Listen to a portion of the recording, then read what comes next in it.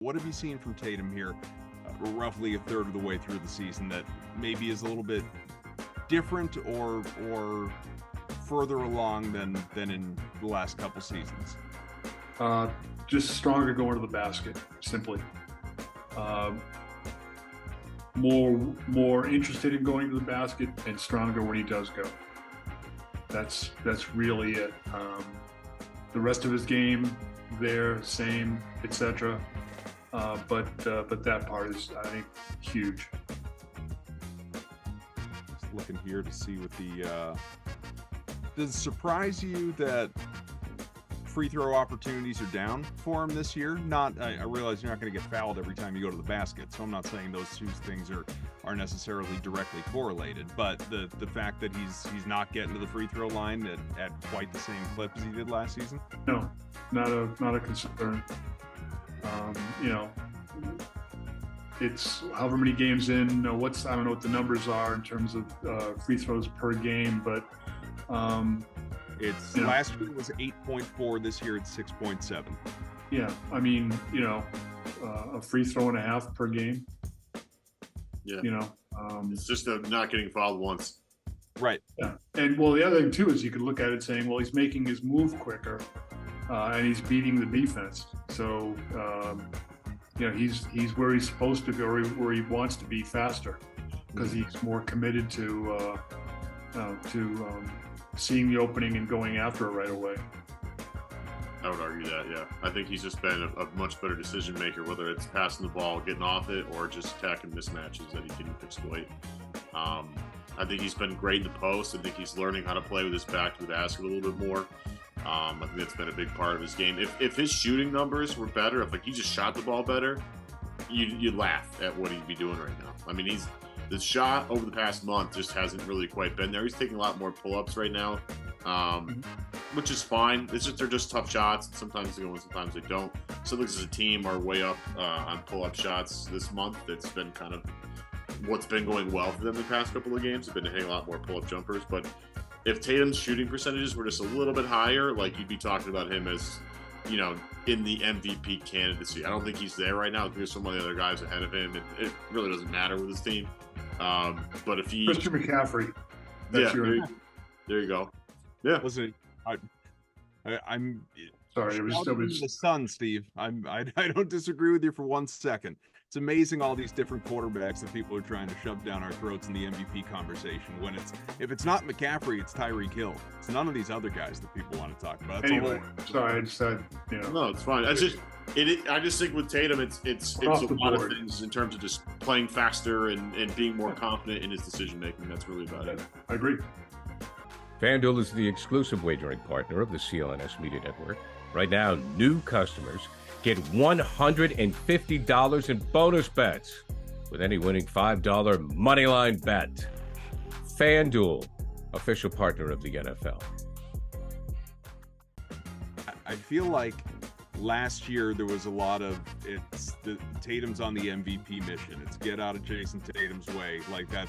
And it's not, he wasn't saying that was the most important thing to him, and he never would. And I don't even necessarily believe that it was. I think this guy wants to hoist a banner as much as anybody else in that locker room. But there were a lot of people trying to make it a story. This is the MVP year for Jayson Tatum. And we don't have that this year. And not because the results aren't there. It's simply, it just feels like that hasn't been a real talking point this season. Why do you suppose that is from last year? Well, if you remember when Ray Allen and Kevin Garnett got here, the big storyline, and it wasn't just from the media, it was them talking about it this way. They were talking about, hey, look, we've already accomplished all the individual honors. Mm-hmm. We've got the All-Star appearances, we've got the points, we've established ourselves, and now we want to win. Unfortunately, not everyone comes into the league with winning games being their priority. It's I remember talking about this with Pierce years ago. Guy comes into the league, he wants to establish himself, and he wants to be seen as an all-star, all these things here. And I'm not saying it's consciously guys, Celtic players saying, screw winning, I want to get my points and I want to get my recognition. It's not that. but you're someone that's been a competitor or been in competitive situations at least to get where you are. You've beat out a lot of people, and there's the need to be seen as the guy when you get there. It's why guys who come in like a Derek White, totally unheralded and all this stuff, and becomes a key player. What is there about Derek White physically and all these different things that should make him as important as he is? It's between the ears. It's how he approaches the game. That's the deal. I think that's what you're seeing. Yeah, and they talk about it.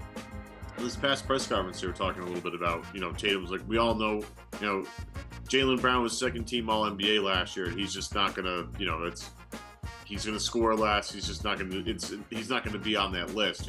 Tatum is, been a first team All NBA player for the past 2 years, and he's averaging less than he averaged 30 points a game last year. He's not gonna touch that this year unless he goes super nuclear. But it seems to me like that just doesn't really matter right now. These guys seem to better not. If they want to win, it better not matter. Yeah, right. Because again, they have other guys on the team that can all score. I mean, Porzingis is unbelievable.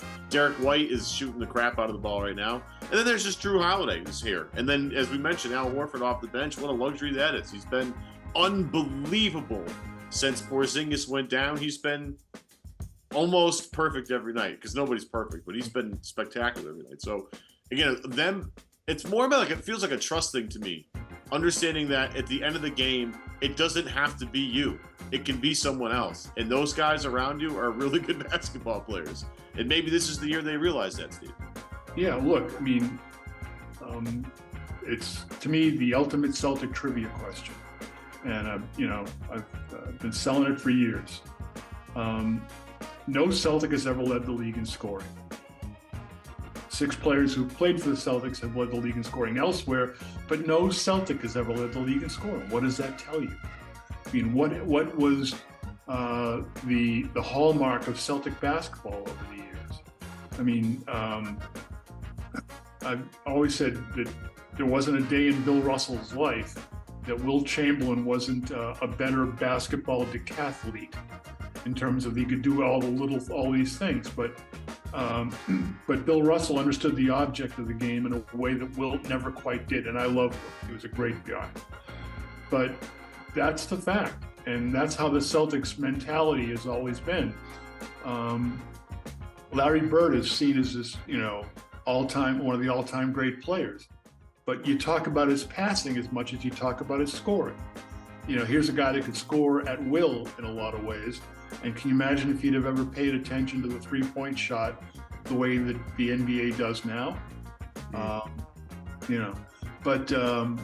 So that's the thing, is that, that's what wins basketball games. It's being better, having more talent, sure. But it's how does that talent play? Does it play in a way that makes you a winning team? Does it promote winning? That's where it's at if you want to win championships, and I think that should have been proven by now. But yeah, people fall into the thing of they've got 2 All-Stars, they've got 3.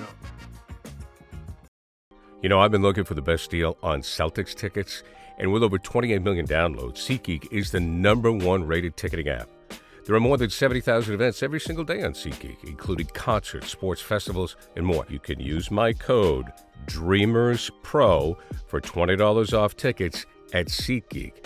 That's $20 off your first purchase with promo code DREAMERSPRO. Make sure you check the link in the description to download the app.